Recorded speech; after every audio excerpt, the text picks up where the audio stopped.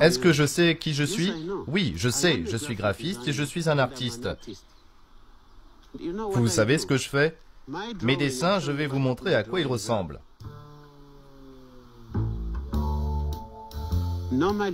Normalement, je me réveille la nuit vers 3 heures. C'est comme si je suis le seul à réfléchir. Et cela me donne la force de créer et ainsi de suite. C'est pourquoi je le fais à ce moment-là.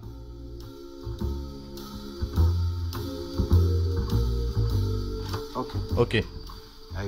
Je me réveille très tôt le matin en fonction de mon humeur. Comme ça, la créativité et l'envie de dessiner sont là.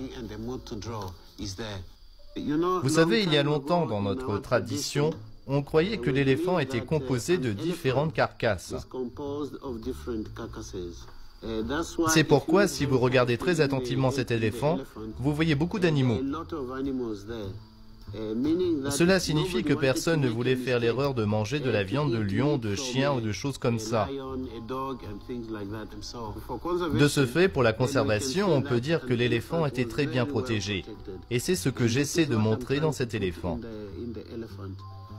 Et vous savez, quand parfois je suis dans le pétrin, je trouve du réconfort dans le dessin. J'ai dessiné ce hibou quand j'étais au tribunal pendant 1 an. Oncle Ben s'est battu pendant 1 an devant les tribunaux pour dénoncer l'abattage illégal des arbres. Puis à toute vitesse, ils sont allés voir la police pour porter plainte. Ils disaient quoi déjà? Qu'on violait leur propriété. On est allé au tribunal. Tous les jours au tribunal, je dessinais mon hibou. Le dessin m'apporte donc beaucoup de choses. C'est vraiment comme la prière.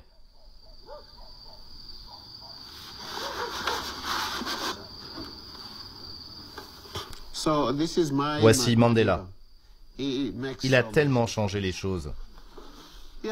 Voilà, c'est la vie. J'aime dessiner. Et je vais mourir avec mon stylo, je pense. Je mourrai peut-être en plantant un arbre, qui sait.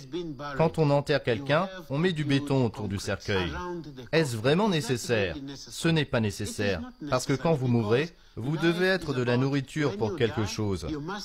Et nous devons être de la nourriture pour que le sol et les racines vous utilisent pour croître à nouveau.